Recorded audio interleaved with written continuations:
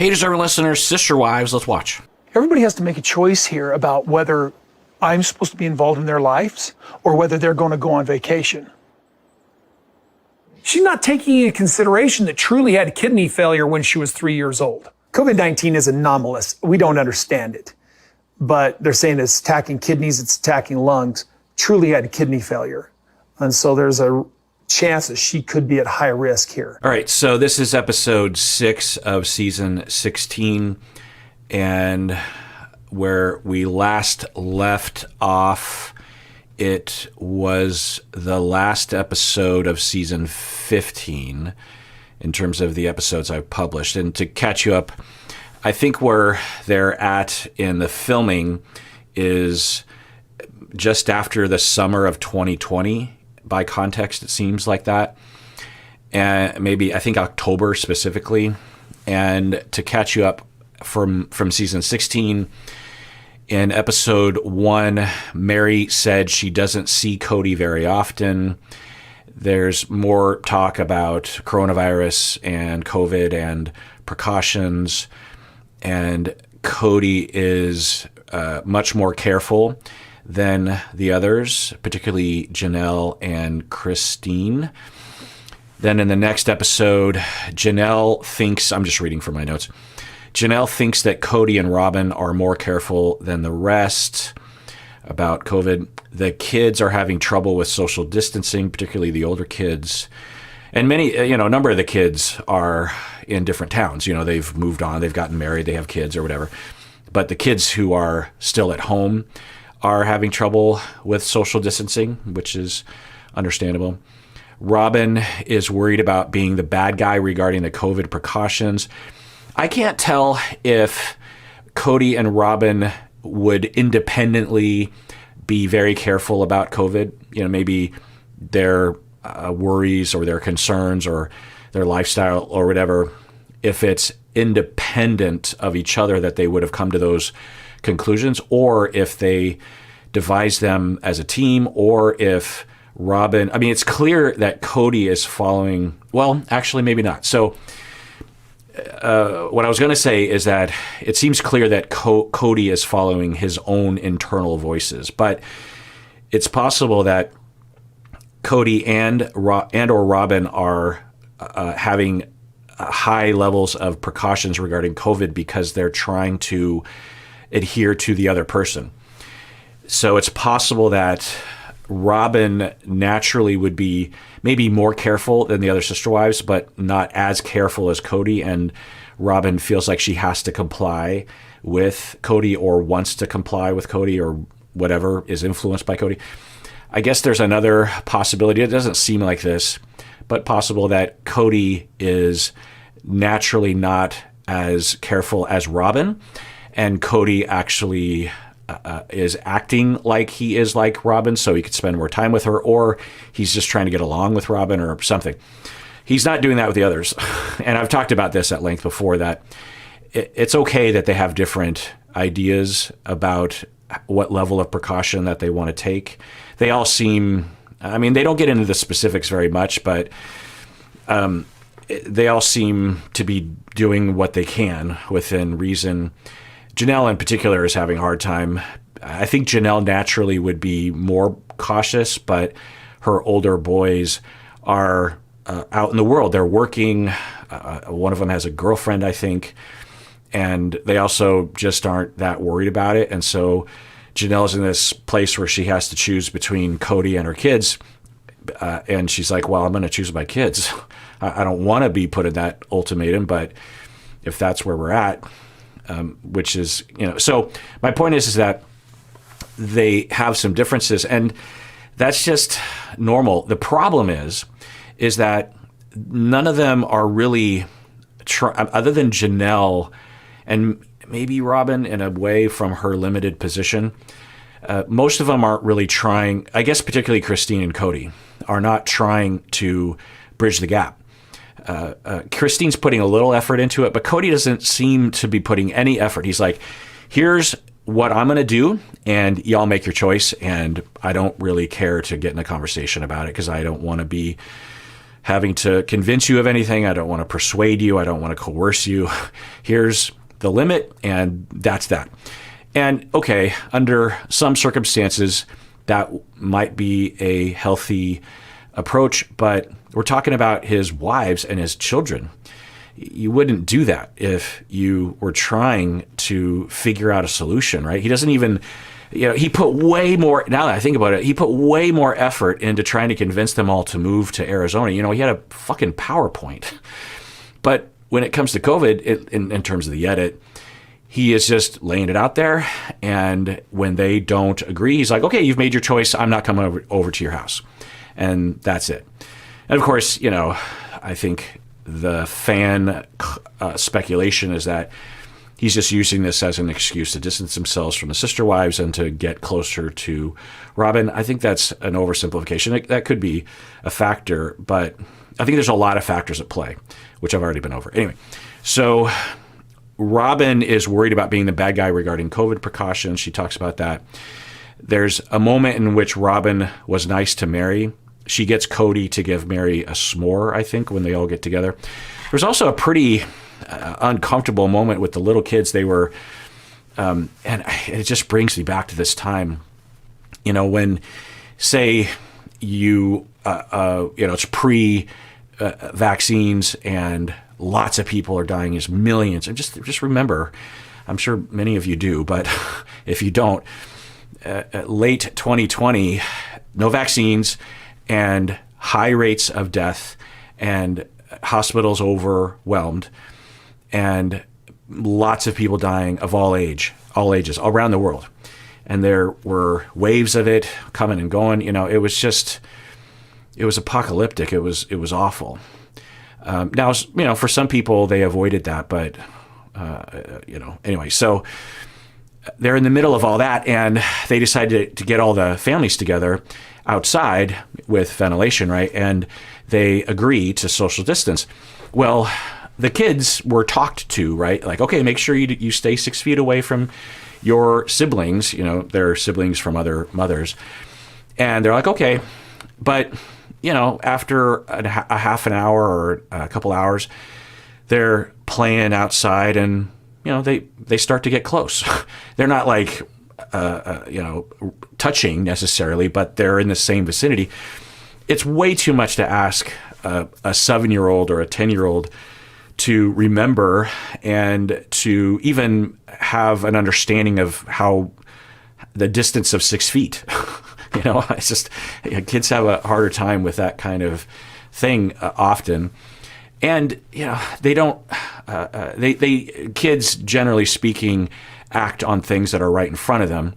They don't think far in advance or far in the past, which is what we want for them. We don't want them worrying about retirement or 401ks or whatever. And so in front of their face, there's no danger, and their long-lost sibling is right there. So there's a really uncomfortable moments, and it makes Cody and Robyn look evil in a lot of ways, but I understand it. You can say, if you were one of those people that were less cautious about COVID, you might see Cody and Robyn as ridiculous.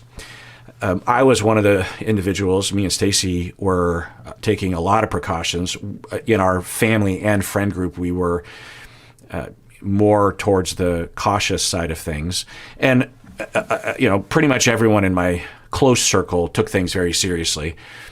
But Stacy and I took things like really seriously. And I laugh at it now because I just feel like, were we taking it too far? And maybe we did, I don't know. But we were just operating on the best case, the science, the prevailing science. And I wasn't necessarily listening to the news or the government. I was reading the research myself and getting information from the experts, epidemiologists and whatnot. And I was working from home full time because during the pandemic, I transitioned as a professor to working from home because it switched to all Zoom classes, right? And so I could socialize and get a lot of my tasks accomplished from home. I could work as a professor from home. I could advise my students from home. I could work with my clients from home remotely. I could podcast and make videos. It wasn't a stretch for me to do. So anyway, so my point is that it's not that they have differences. It's how they talk about it, how they work it out. And since they had pretty grave distance between them, particularly Christine and Cody, going into the pandemic, it just makes it worse. I guess there was a possibility that Christine could have also been very cautious just by the nature of her worries or concerns or takes or lifestyle. And maybe, God, it's interesting to think about. If Christine was as worried as Cody, then what would have happened? Would Cody have still spent all of his time with Robyn? I don't know. I don't think so, because in the beginning of the pandemic on the show, he was doing his part to rotate around before it had been, because all the households were all taking all the precautions. After 6 months into the pandemic, Christine and Janelle are like, I don't want to, I don't think I can comply that much.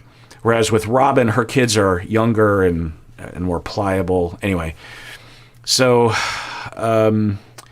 anyway, at that get together where they're outside, Mary seemed kind of suffering and hurting from the distance with Cody, and Robyn knew that.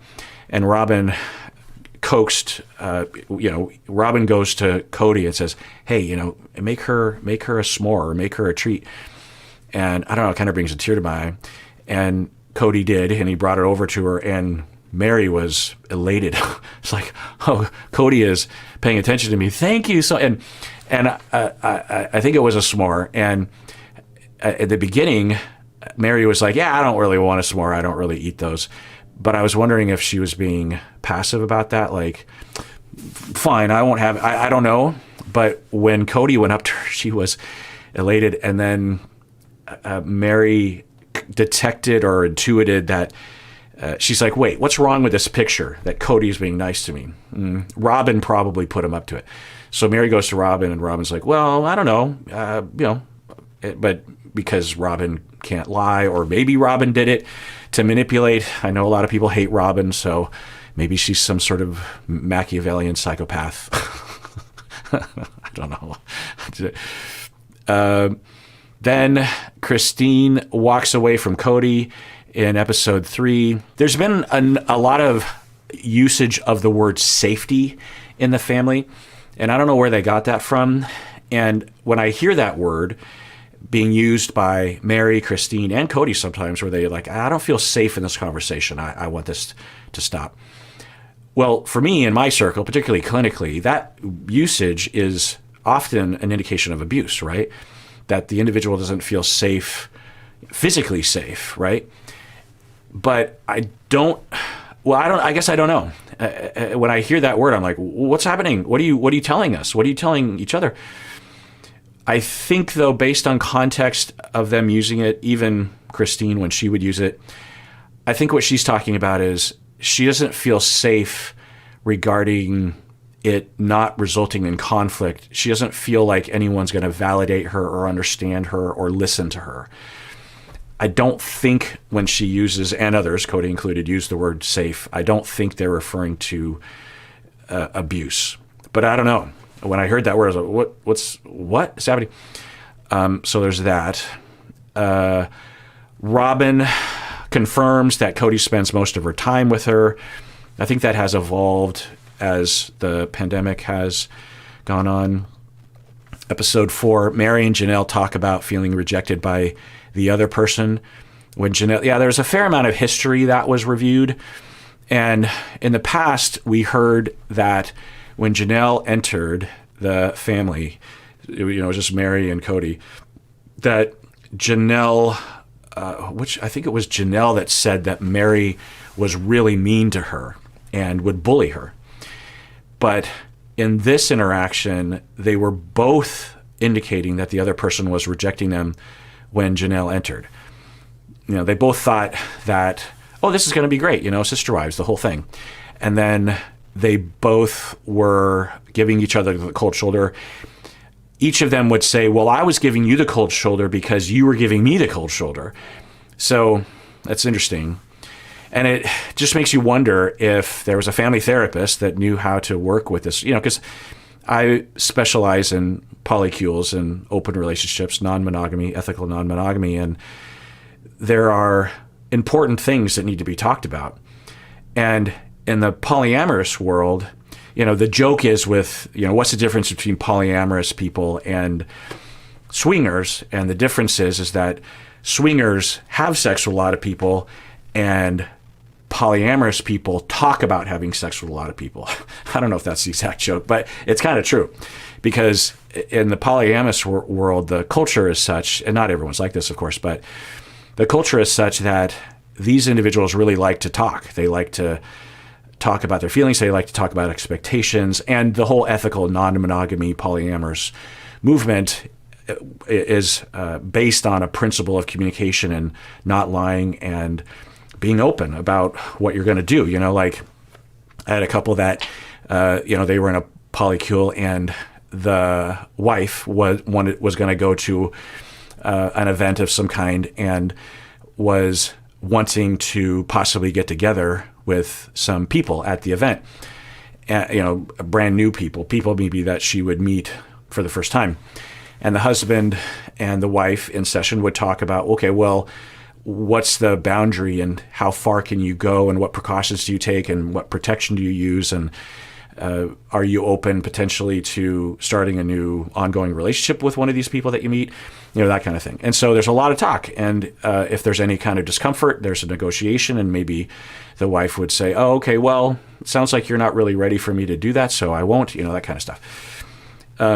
So with them, you just wonder if they had a therapist that specialized, it's not polyamory, but the principles apply here in that they clearly needed a therapist to help them adjust as a threesome when they first started.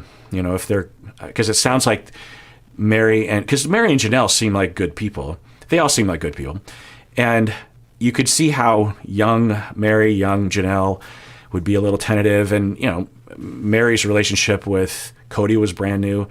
So you could just see all three of them just sweeping things under the rug or trying to survive or being overly paranoid or who knows. And so they talked about that.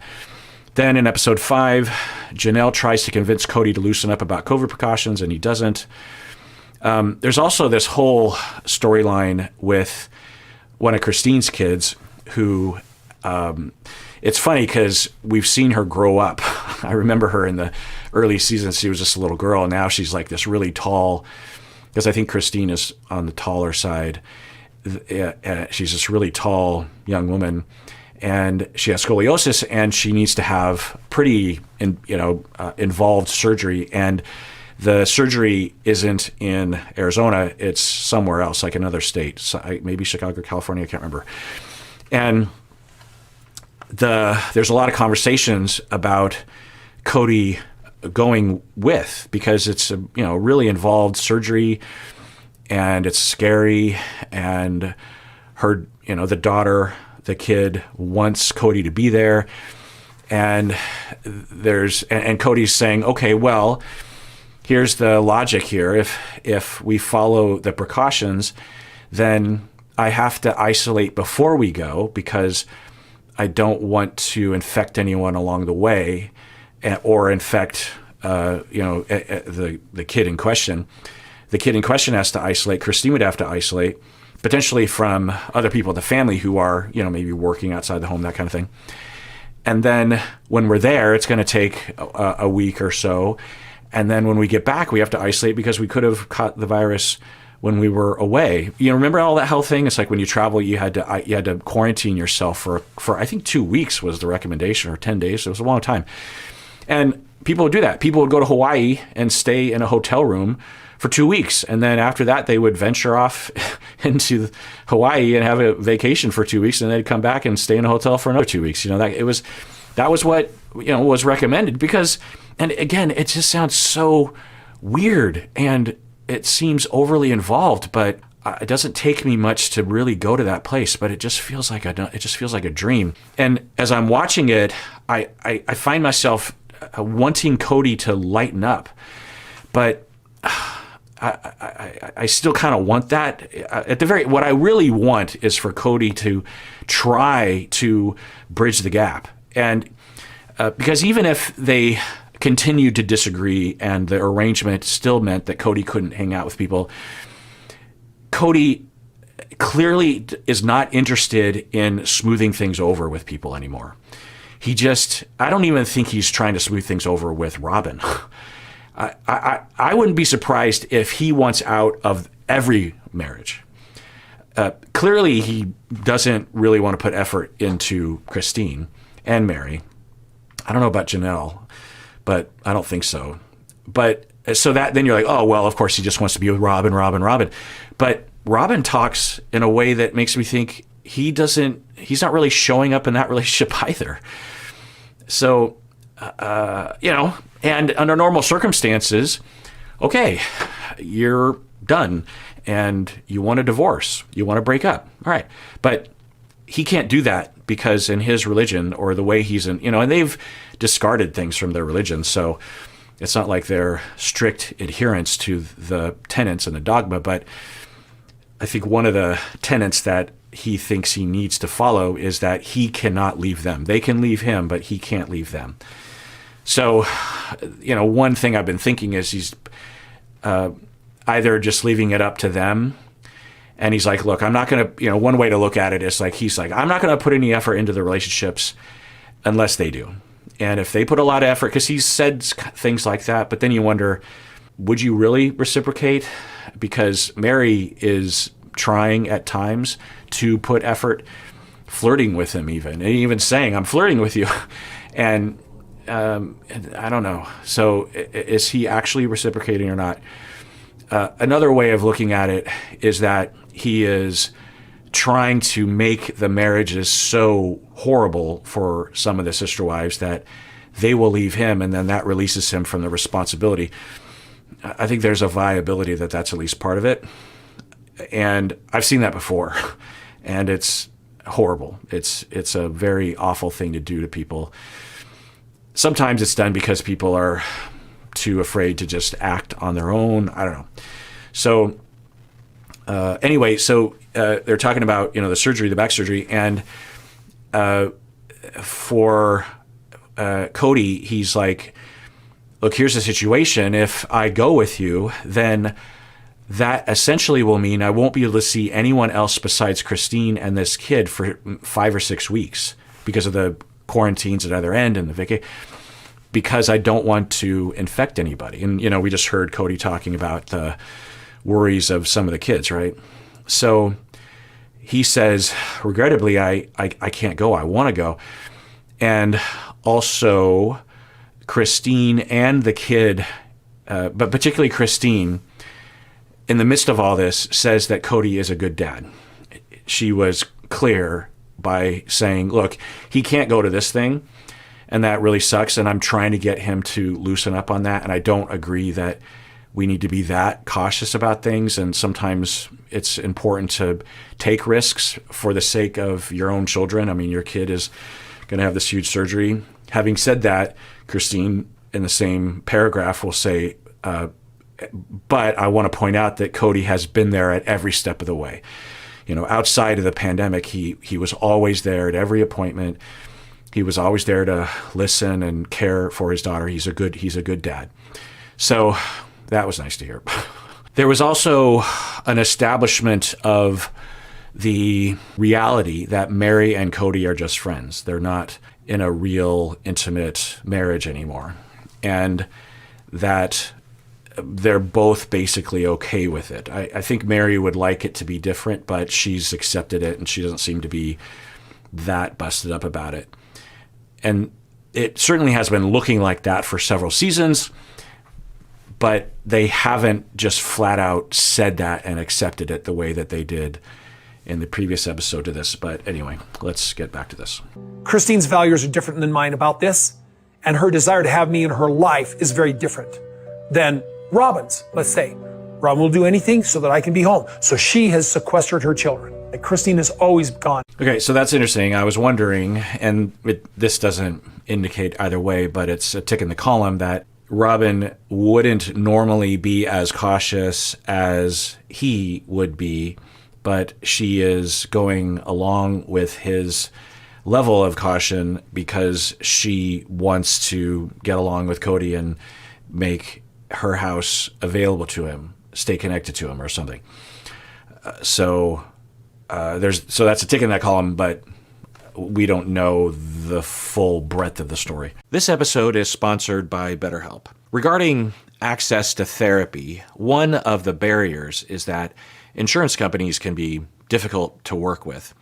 And this can make it difficult for clients, but it also means that for therapists to be able to pay off their student loans and pay their bills, they often have to charge fees that many clients cannot afford. There are various proposed solutions, but until those measures are established, we have to figure out other ways to help people to get the help that they need. Well, one of those solutions that we have available today is BetterHelp. In my neck of the woods, therapy can cost as much as $300 per session or more. But with BetterHelp, clients can save, on average, up to 50%. Also, I often talk about the need to shop around because it's critical that you and your therapist have a strong relationship. BetterHelp makes it a lot easier to shop around because you can easily switch therapists if you need to. So, your well-being is worth it. Visit betterhelp.com/Kirk today to get 10% off your first month. That's BetterHelp, HELP.com/Kirk. Got mad at me about pushing for this big picture in the family. On the other hand, though, Robyn has always been the one that has supported the big picture on the family. I don't understand the difference at all. With me just going... Right, I hadn't thought about that there's a lot of things said by Robyn, and you can choose to believe she's being sincere or not, or what level of sincerity she has. But aside from Janelle, she is the only one in recent years who has consistently or even remotely said that she really wants the family to be cohesive and together and to spend time with each other and to be true to their the principles that they follow in their religion and the principles of marriage and polygamy and all that stuff. Robyn wants to live in one big house. She wants more harmony. She shows signs that she is actively trying to convince Cody to be nicer to the other sister wives, that sort of thing. And so she could be compliant with Cody's high level of caution because it could be said, at least in part, that for her to do that would mean that it would make it easier for Cody. If all the sister, it is true, if all the sister wives, seemingly, we don't know, but at least there's evidence that if all the sister wives and all the kids were following the Cody protocol closer, maybe not 100%, but like 95%, then Cody would follow the same routine as the past, where he would rotate around to the different homes. I guess there's a debate as to whether or not that would be possible. I guess we could speculate that Cody knew that it wasn't possible for some of the sister wives to comply because they have older kids or they have needs of a certain kind or whatever. And coming back home and I'm the only one. It's the same as the nanny, right? You have a nanny over. Robyn and I have an employee. We call her a nanny. She comes over. She helps with caring for the kids, and she helps with schooling the kids. She's over all the time. So she doesn't go anywhere. Her husband's the only one that does the shopping. So I don't understand why Isabel can't come over and hang out. She's devastated. Yeah, and of course this goes without saying, but should be said that there are children who are being abandoned by him. And maybe it's different than other situations because of the polygamy and the different households and the pandemic and stuff.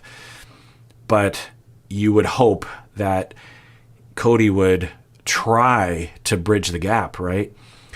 That he would say, okay, I remember thinking this way during this time was, all right, if I if I relent on my caution level for this one thing, what am I gaining in lieu, or I'm taking X amount of risk, and does the benefit justify taking that risk, right? And you would just hope that he would say that the benefit of not abandoning my kids outweighs the risk of, possibly having someone die or have long-lasting medical problems. But then when I say that out loud, it's like, is it? Yeah, but that is the equation, right? And again, I just return to the same thing of everyone going through this was running into, never before had we, or at least for most people. I mean, the thing is plenty of people had been immune compromised for decades or prior to this, and we're dealing with this sort of thing all the time where they're asking people, please, if you're sick, stay home, don't come to work. And no one would comply with that. Very few people would. And they've been dealing with it for a long time. But during the pandemic, we were suddenly all dealing with that. And suddenly you're realizing, there's a wide variety of approaches to this. And when you differ in those approaches, it drastically impacts your relationship with those people. And then, of course, when you start sprinkling in politics, which I think they would potentially have infused in this conversation, you know what I mean? Anyway, because, during 2020, particularly in October and forward, there was just constant talk about, presidents, of the United States and candidacy and the election and all that stuff. And the pandemic was completely politicized, which is just ridiculous. The virus isn't, the virus doesn't vote Democrat or Republican. It's just a virus. And there's science, and we just need to all pay attention and not think from a partisan's point of view. But anyway, so I forgot why I went down that road, but it probably doesn't matter if I forgot. So let's just get back to the show. Is the nanny and her husband doing that makes it so they can come? I don't know if I finished this thought, but I would just hope that he would at least put effort into trying to work it out, because he not only are there sacrifices that have to be made, but he just doesn't even seem to care. He's not calling the kids. It would be so easy for him to hang out with the kids outside and social distance, like in the backyard. He could literally go to every house, and I mean, yeah, he could go to every house if he wanted to follow the precautions that he has set. He could go to every house and camp in the backyard, because I think the weather is pretty good there in the summer. And he could, not go inside, and he could hang out with the whole family in the backyard and just stay social distance, but be there, and show this is how I want to follow the precautions, because I don't want to spread. I also don't want it, but I'm not going to not spend time with my kids and with my sister wives. So I'll be damned if I'm going to be kept from them. So I'll sleep outside, and we'll hang out outside. And that's just, and we'll make it a fun thing where we'll all sleep in tents and we'll have campfires and stuff, because I love my kids too much. He's not doing anything like that. And I think we would have seen him do that years ago. At least I hope he would have. So I just wonder what changed. And I guess I've said something around this, but I think at a certain point, the illusion. So this is what I think is happening, is that he and the sister wives, I guess all four of them, entered into a fantasy. And you could say that everyone does when they enter into a long-term relationship, marriage, whatever, especially when you're younger and you haven't been disabused of the myth of the Disneyland princess marriages, that kind of thing. But also for them, being in their world, you could see that there would be some fantasy talk of the perfect marriages and the perfect, you could imagine that there would be a lot of propaganda and a lot of brainwashing. God will reward, or the beauty of the I think they call it the principle, the polygamy. This is all speculative. I have no idea. At the very least, it's normal for people, again, particularly younger people, because they just haven't lived enough life, to have a really unrealistic expectation of what good marriages will look like, and so they entered into that. And while they had young kids, it was sustainable, but there was rot underneath the carpet.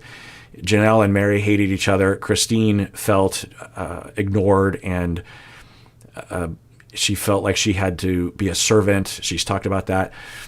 Robyn enters the family, and she's like, why does this look different? Maybe it's me. Maybe I'm the bad, or whatever. And meanwhile, the fantasy never materialized. And the kids start moving out, and they now are, they go to Vegas, they start living in different homes, and they're free to think more independently. And then the reality starts to manifest, and people are allowed to wonder, is this really what I want? And they're allowed to make choices as to whether or not they want to spend all their time and be enmeshed with these other people.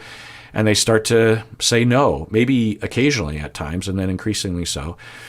And then for Cody, I think, this is my top hypothesis, that at a certain point, maybe Mary being catfished / cheating on everyone in the family was the last straw, because it's a pretty big straw, that he was suddenly faced with the reality that the fantasy never existed, and it definitely will never exist in the future. And there's a lot of, unhappiness, and a lot of disconnection, and a lot of distance, and a lot of complaining, and a lot of everyone stuffing their feelings. And he just, like a light switch, just was like, I'm done. I'm done with everything. I'm even done parenting half these kids. There's too many kids. And, if people are going to play ball, then fine. I'll hang out with, like the overwhelm. And you could, the metaphor could be like, he finally got his head above water and he's treading water, but he's not able to relax, right? He's like trying to survive. So he starts pushing, they all start pushing back, right? And he's starting to push back in his way. Now, by the way, none of this is functional, because if you really explored it yourself, you would explore it, and then you would communicate it to people, and you'd just be upfront. But that's not what's happening, right? But I think this is a viable hypothesis, big picture. And okay, he starts to push back, but he's still obligated and still involved and still being pulled in literally 50 different directions, right? And he is getting by, but not happy, and he's getting more and more frustrated, and he feels more and more claustrophobic, more and more trapped. The pandemic hits, and he's just like, he's still in this off position, and he's just like, look, here's the rules, deal with it. And okay, fine, this means I don't have to deal with 3 other families and 3 other sister wives that are complicated and have needs, and I don't even know if I like them. I don't even know if I like Robyn. Get me out of here, okay? If he could take a vacation for 6 months from the whole scenario, there's a chance that he could have come back refreshed and able to deal with it. Because just imagine the overwhelming amount of obligations and everything. If it's one thing that watching this show has taught me, is just how obligating polygamy is, particularly for the man. It's just like, there's so many obligations, right? I mean, just think about, for some of you that have 1 kid and or 2 kids, and how many obligations you have. Just think about this. So he is still in that state, and he's like, fine, I can eliminate 3/4 of the obligations by just not giving in on these precautions, and yet I'm still not out of the woods yet. I'm not really where I want to be, and maybe he doesn't know where he wants to be because he's never been allowed to think this. But I would imagine that if he really were to dig down deep, he would want to be single, not to date, but just to be rid of all the obligations and free to just be himself without people getting upset at him or feeling neglected by him or blaming him or asking him to negotiate.